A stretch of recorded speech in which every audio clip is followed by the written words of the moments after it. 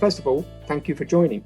I hope what I've got to say today you will find useful. And well, as you all know, you've signed up. The topic today is raising finance and really what you should know. So before I get into that, I thought it would be useful to give you a bit of a background into me and where I come from, and therefore my experience in why it's me talking to you today.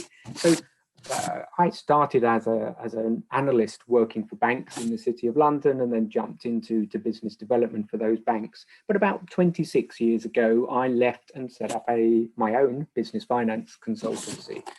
And we work with lots of early stage businesses, helping them to grow. But as importantly as that, I am also a mentor for the UK's largest entrepreneur accelerator, a mentor and guest lecturer for Cass Business School, City of London University, and indeed a mentor for Prince's Trust.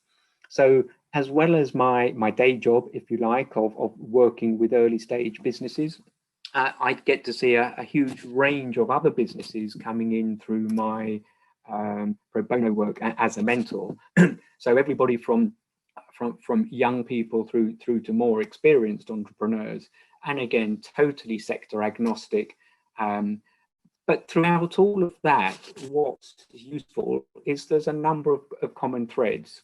So one of the things that most of my conversations have in common is that you speak to an entrepreneur, and certainly those that are first-time entrepreneurs seem to think they've got a fairly unique problem. And actually, it's the same old problems that come up time and time again.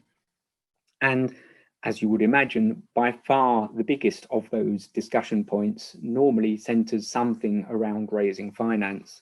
So I guess really the first point of raising finance is, do you really need to raise finance? Some companies, some people are very happy at just having a small coffee corner shop or whatever it happens to be, and that's all that they want. They want a nice lifestyle business to fit around their other life or their work-life balance or whatever it happens to be. But everybody else that's looking at scaling in some way or form then immediately thinks, well, I need to scale, so I need to raise finance. And that raises a number of immediate questions. The first is, do you actually really need to raise external finance? Because, of course, if you run a business that is cash flow generative and is profitable, you can simply reinvest those profits and grow the business that way, admittedly more slowly, but it is a way of growing your business. But other businesses, that simply doesn't work. And often that comes down to what sector you're in, how quickly you want or how quickly you need to scale the business. Certainly if you're in a sort of tech related type business, you often need to be growing it quickly because of the speed of change of technology and or the speed that your competitors are moving at. And if you don't seize that opportunity, if you don't move forward, then your business sort of dies simply because you haven't kept up with the competition. So there's lots of different things that drive us to deciding, do we actually want to look at raising finance? And then that gets us to thinking, okay, so it's not a sector I know anything about. I might be a full stack developer or a yoga teacher or a great psychologist or whatever it happens to be. But we all tend to be quite good or potentially very good at what it is that we do, but we don't necessarily have all those other bolt-on skills and experience that are needed in running a business. And that's very typical of anybody and everybody. We can't all be excellent at everything. And even if we could, we simply don't have the time. So you do need to work out how to go about growing your business, who to work with, where you get that information from, etc. And if we come back to finance, it's the one thing often where whatever your entrepreneurial skills, whatever your focus of running a business, it's the one thing that people, even if they do know something about, they feel they're not confident in. They feel as though they need more information, more knowledge, more help. And as I said, whilst my business, Boom and Partners, helps businesses to grow across the spectrum, it's always that financial part that's the bit that we see most of. And the thing that is really resonant with most people is, okay, so if I need to raise finance, how do I go about it? Where do I get it from? What's available? And it's interesting to see that somebody listening in today helps businesses to raise grants. So that is, of course, one possibility. And it depends what type of grant that you might be looking at as to whether you're eligible, of course, but how much that is, and whether you have the time, the management expertise to do that yourself, or whether you're trying to get somebody else in. But that is a possibility. Then you start to look at bank loans. Often bank loans aren't available to startups because you've got no equity, no value, no business value that you can put. So they look at wanting personal guarantees and the second charge on your house and all those sort of things. And many entrepreneurs, no matter how confident they are in their business, aren't necessarily happy to risk the family home. So the typical steps are that leads you to start to look at equity. And then the next step from thinking, okay, well, the only real option is equity. And then where does that other equity come from? Any external investor would want to see that you as a business, you as a founder, have belief in yourself. And that means you have invested not just your time, but money, good hard cash money into your own business. So I've come across investors that aren't rich, but nevertheless, they really have totally remortgaged their house or have put in massive life savings and have put in hundreds and hundreds of thousands of pounds. And that gives them huge credibility that they really do believe in their own business. And likewise, I've come across other founders that say, oh, well, I don't really want to put much of my own money in. I'd just rather get someone else in. And that always leaves the difficulty with, well, why should another investor come in if you're not prepared to put your own money in? So let's assume that you have put in as much as you can realistically afford. The next step after you've bootstrapped is to look at friends, family, and fools, as they're often called. And the fools isn't meant in a derogatory way. It's just simply meant that you get investors in that know you and are effectively investing in you rather than taking a cold, hard look at the business necessarily. So it's friends, family, and other people that know you. And they're thinking, well, you know, I like this person. I think this person should do this quite well. Oh, and what is it they're doing again? Yeah, okay, well, I'll put £1,000 in, maybe £10,000 in, maybe £50,000 in if you've got some rich friends. But that's the obvious next step, because that helps you to get to that minimum viable prospect and that whole way of getting that business starting to move along that line.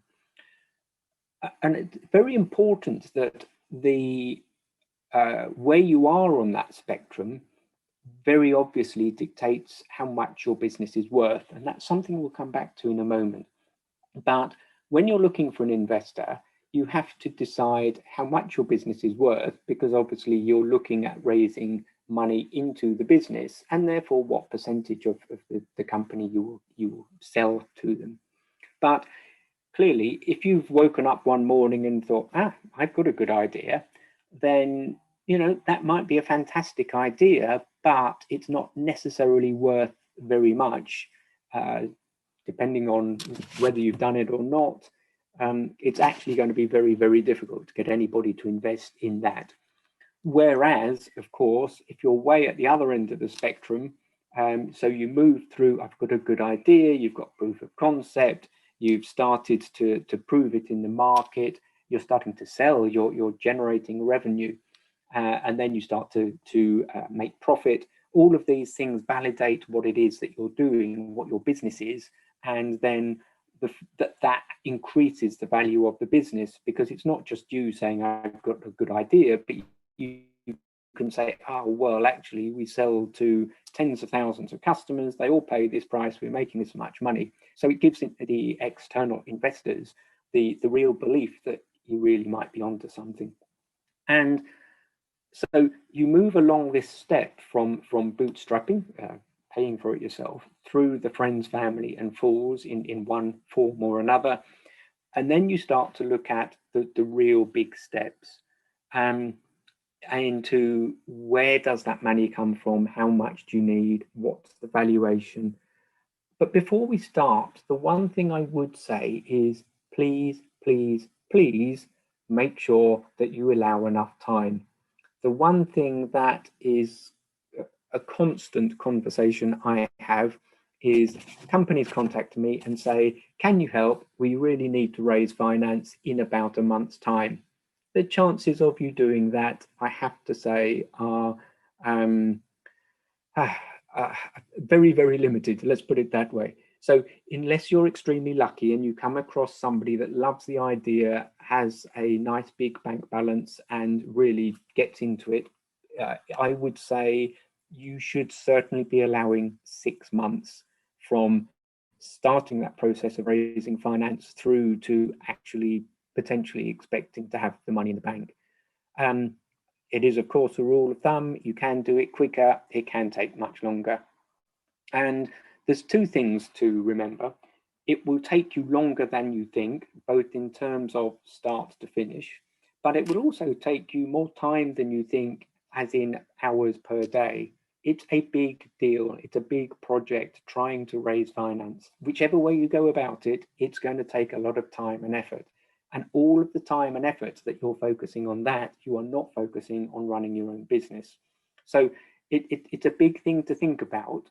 And it's the balance between raising money that's maybe at a lower valuation, as in you're raising it a bit earlier, but that then gives you a longer runway, a longer period of time before you will run out of that money, or it gets you to when the business is profitable, or you raise smaller amounts more often, because that way, hopefully, your business valuation is going up, and so you're maximizing the value of the business, but then you're spending more time raising finance. And again, that's one of the real big balancing things you need to do to make sure that you've got those right.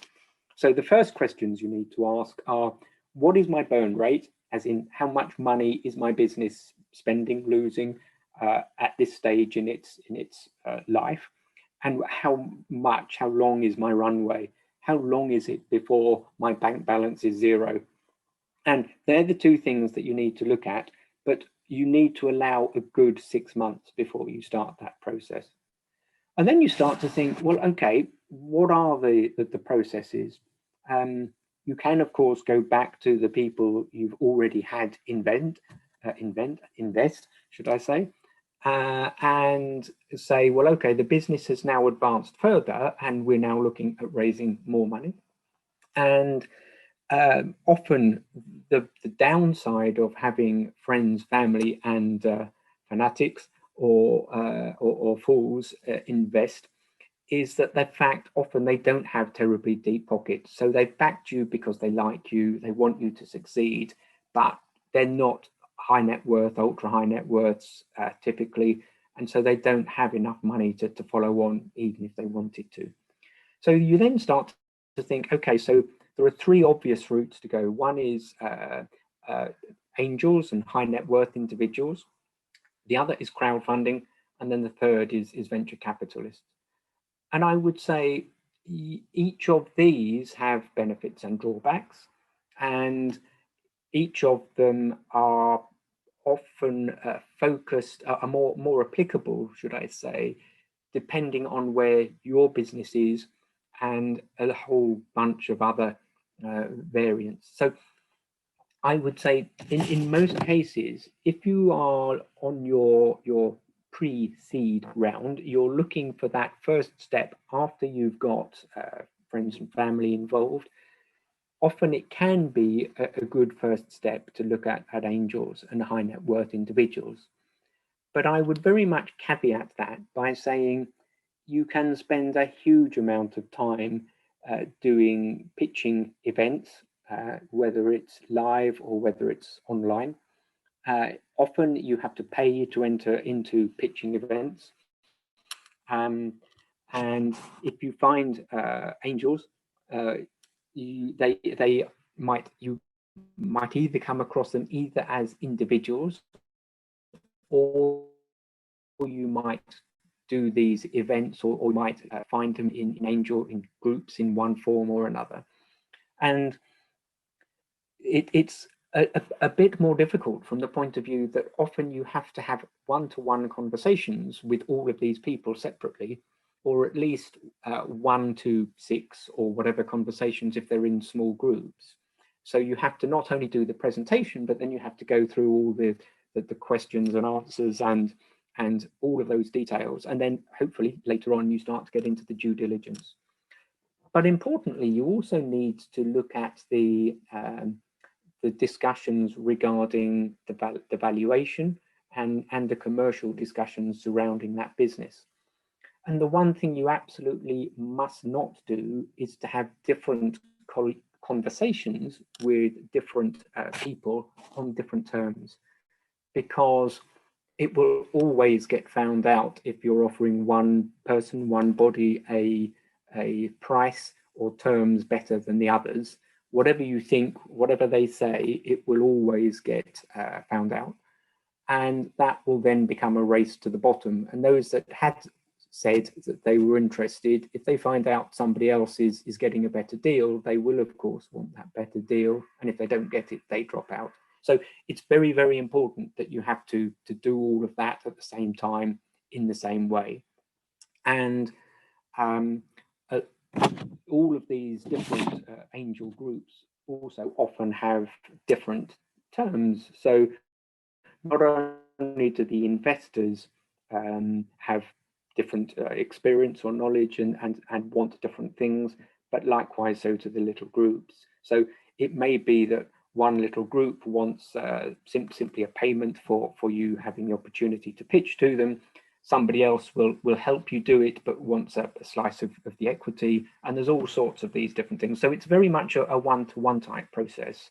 It can be the quickest way, because if you find 1 or 2 high net worth individuals that really get what you're doing and want to invest, then they can potentially put in a big part of the money or even all of the money. And so that's one of the times when you can rapidly bring that 6 months back to a much shorter period. And often high net worths and angels invest as much, that's not quite true, partly with their head and partly with their heart. Whereas if you start to become at the opposite end of VCs, it is purely head driven. So again, high net worths tend to make their mind up more quickly. They would still do due diligence, but they tend to be coming at it from the point of view that I like this, I want to invest. And so they're looking for reasons why they shouldn't do it, rather than actually not doing it for other reasons. So that's all well and good. The downside of having 1 or 2 investors is that often they will want some sort of control, which is fine and absolutely fine if they are smart money and they bring knowledge of the industry, they bring a fantastic black book, they bring all that sort of stuff. That's exactly actually what you do want from high net worths and angel investors. But what you don't want is somebody that just wants to meddle, and somebody that just wants to keep asking you questions, and somebody that just sort of wants to keep getting involved in an informal way, which is taking your attention off what you're meant to be doing, running the business. So again, you've got this balance between having too few investors and having to pander potentially to their requirements rather than focusing on the business. Whereas if you've got a broader range of investors that are much smaller minority shareholders, then they don't expect the same sort of level of treatment. And I guess that moves us quite nicely onto the crowdfunding side. And crowdfunding is ideal where you've got relatively simple businesses in sectors, industries, products where people will understand.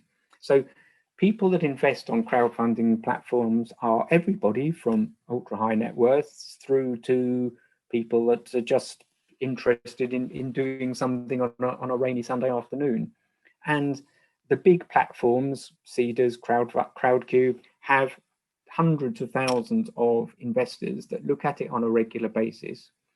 And where you get some of the benefits to this is the platforms themselves act as the investor. They then have a nominee share structure underneath. So you will only need to deal with the crowdfunding platform as one shareholder. So you don't have to have all these separate discussions, all these separate negotiations, etc., with other shareholders. The shareholders simply come in under that platform.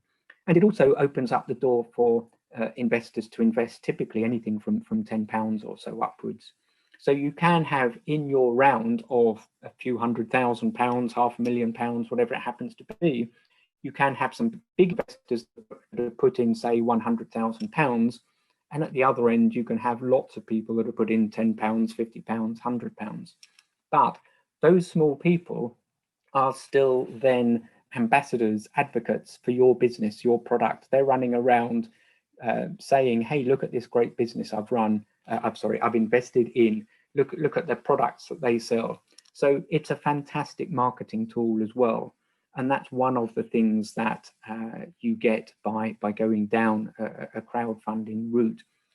And it just really depends what your business is, what its focus is, and how you're trying to channel that through and get the investors in. All sorts of things you do need to know about crowdfunding. They all have lots of algorithms and systems running and whirring away in the background, so that when you know what they are, you can obviously play to them. And if you don't know what they are, they can potentially make your what would otherwise be a successful raise into something less successful. So you need to have got lined up somewhere around the 60% level of your target. And these are people that you need already to have on your database, your customers, whoever it happens to be, but somebody you've already pre-marketed to, somebody you think, yeah, I know this person will put in that amount, etc., etc.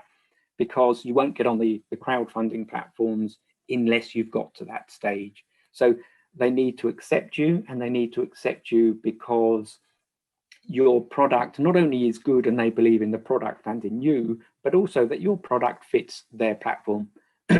And then once you are comfortable that you've got potentially the people, you go up onto the platform, you go into something called private live first, where only those that have already voiced an interest in investing, either directly from you or any other sort of pre-marketing that you might have done, get access to invest first. And that can be very important, because one thing I've not mentioned in this whole investment thing is SEIS and EIS. And if you're trying to get private investors in, they are massively important in the UK. It's a huge tax benefit in the UK, and something that lots of private investors invest almost solely for. So to get in first and have the potential of any SEIS that's going might make all the difference to whether they come in or not. And then once it's gone through a few days or maybe a week in private live, it goes public live, and then anybody that's on the platforms can see it and invest. But Investors on crowdfunding platforms tend to be rather sheep-like in that nobody invests until they can see that the investment round is going well. So everybody waits until it gets to 70, 80% before they start to invest. Also, at certain levels, there are particular other funds that invest. So chunks of money go in from other parts. So all of these things, it becomes a nice cycle, as it were, of the more successful you are, the more money goes in, the more successful you are. And most businesses on crowdfunding platforms overfund. And that's partly because the closer it gets to being 100% funded, and when it's gone overfunding, those investors are thinking, wow, okay, so lots of other people think this is good as well. I am going to invest, as opposed to just sitting on their hands. So you've got all of those dynamics in play. But then on top of that, the smart thing to do, given all of the things that I've said and lots of others that we don't have time for, is to actually set a very realistic target. So that, let's say you want 250,000 ideally, but you can live with 150,000. It's better to put your target at 150,000. So you're actually very happy to let it overfund up to that 250,000 or so, because ideally that's what you wanted anyway. So that's one of the reasons that they overfund. But don't forget, every investor, every share that you sell, clearly you're raising the funding, but you are giving away more of your business. So you can also stop this process at any stage when you think, oh, that's fine, we've got enough money, we don't need any more money, I don't want to give away any more of the business. So you've got all of the benefits that I've mentioned. The drawbacks are, there's a lot of hard work, but at least it's a focused one-off hard work, as opposed to scattered individual hard work as with angels. But the focused hard work, you've got to do videos, you've got to go through all sorts of FCA due diligence with the crowdfunding platform, etc. None of it's difficult, but it takes time. And then so that's the benefits. On the downside, though, you've also, another one is that you have the fact that you don't tend to get smart money. You tend to get people that invest and are just hopefully going to make some financial return out of it. The people that you will get on the crowdfunding platforms that are the smart money are the ones that you've typically brought into it in the first place, in that 60%, the bigger investors. Although I've been involved in some where you do get investors that you've never heard of, see it, like the sector, like the industry, actually want to put in a fair amount of money, and also can bring their little black book or something because they feel they can add and make a real difference. And so those first two are typically for smaller, earlier stage businesses. I would say maybe angels, high net worths are perhaps a little bit ahead of the crowdfunding, but often there's a large overlap. So if you're looking at raising 100,000 to 500,000, maybe is the sweet spot, but both of those, certainly crowdfunding goes up to several million. And if there are anybody from the crowdfunding platforms, they're going to be screaming at me saying, oh, well, we've done a 5 million raise, etc. And yes, they do, but typically, as I say, 100 to 500,000, maybe up to 1 or 2 million on the crowdfunding. If then your business is further advanced, maybe it's fintech, it's medtech, it's tech in some form, but it has very high potential growth rates. It's possible to then go to VCs. Now, venture capital firms never used to invest less than a few £1,000,000. More and more of them are investing as low as 500,000, maybe 250,000, if it's in the right sector. And they're looking at rapid growth. They're interested in nice return on investment percentages on an annual basis. And what they're interested in is getting in for 3 to 5 years, making it grow as rapidly as possible, making as much money as possible, and getting out again. The upside is they will bring specific sector expertise. They will bring lots of knowledge because of that and other contacts. Often they've already invested in that sector and so sort of have a few bruises along the way and have learned from those. And they're definitely smart money on that side, but they've also the ones with a very, very deep pocket. So if you raise £500,000 or £1 million now, but you know you want 2 million next year and 5 million the year after, if you're doing what you're meant to be doing, they're likely to just say, yeah, there's the next check, or yeah, we'll work with someone else, there's the next check. So they are the best way of instantly raising your next rounds.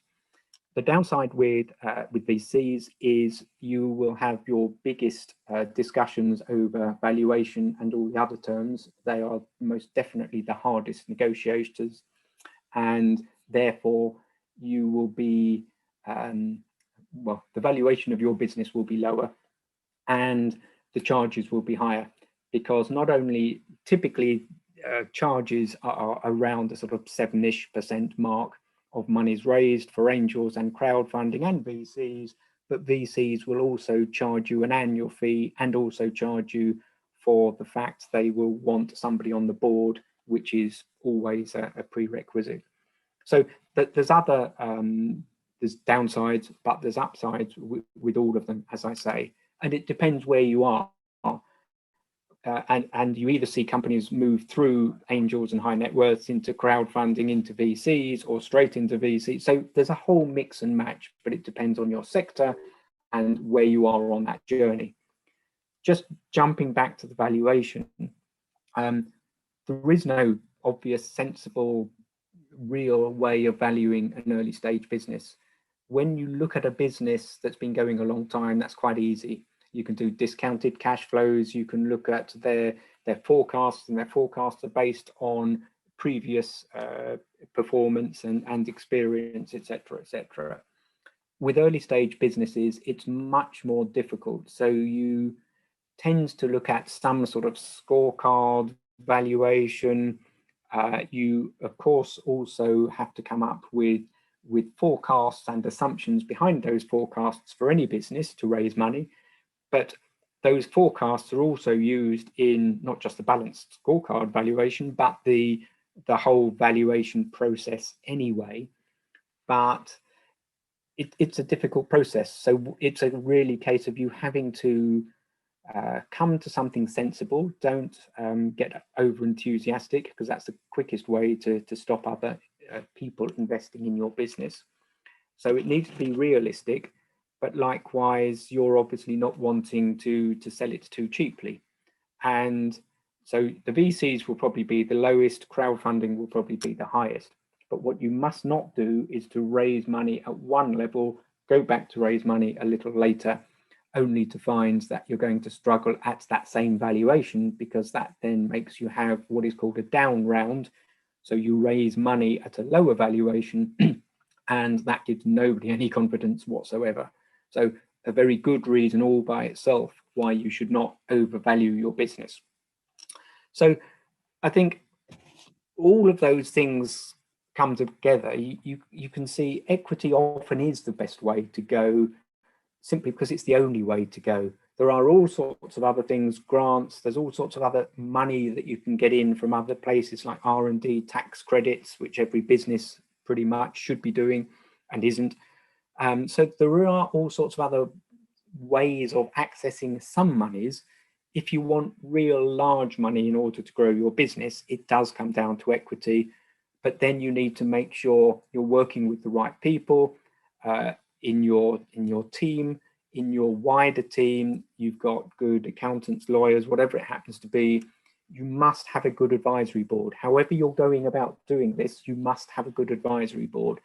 Investors want to see that it isn't just you that is focused on your business, but you have other people around with additional skills that can add something to your knowledge, and also to help keep you honest and on track, because that greatly increases the likelihood of your business being successful.